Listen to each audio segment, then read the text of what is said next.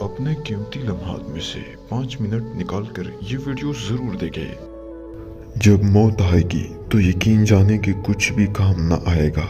आपकी दुनिया से जाने पर किसी को कोई फ़र्क नहीं पड़ेगा और इस दुनिया के सब काम काज जारी रहेंगे। आपकी जिम्मेदारियां कोई और ले लेगा। आपका माल वारिसों की तरफ चला जाएगा और आपको इस माल का हिसाब देना होगा।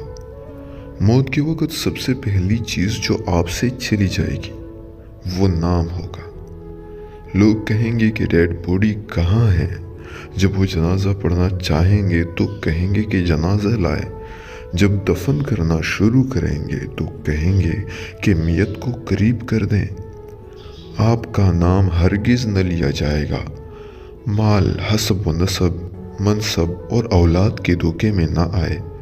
ये दुनिया किस कदर ज़्यादा हकीर है और जिसकी तरफ हम जा रहे हैं वो किस कदर आज़ीम है। आप पर गम करने वालों की 3 इकसाम होगी। नंबर 1, जो लोग आपको सरसरी तौर पर जानते हैं वो कहेंगे हाय मस्कीन, अल्लाह इस पर रहम करे। नंबर 2, आपके दोस्त चंद घड़ियाँ या चंद दिन गम करेंगे, फिर वो अपनी बातों और हंसी मजाक की तरफ लौट जाएंगे। नंबर 3, आपके घर के अफराद का गम गहरा होगा और कुछ हफ्ते, कुछ महीने या 1 साल तक गम करेंगे और इसके बाद वो आपको यादाश्तों की टोकरी में डाल देंगे।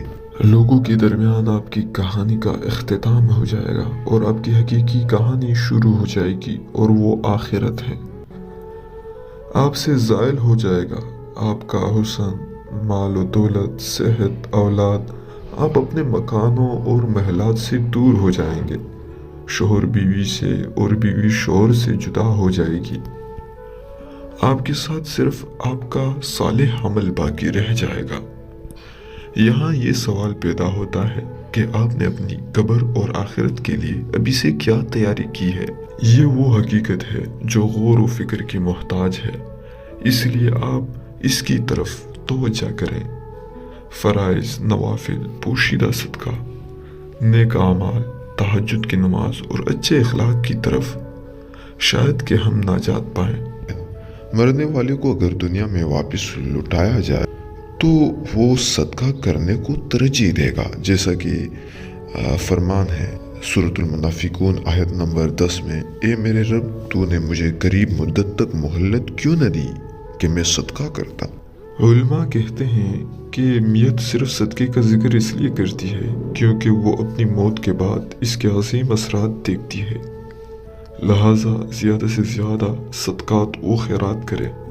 और बेहतरीन चीज़ जिसका आप अभी भी सदका कर सकते हैं वो आपके वक़्त में से 10 सेकंड है।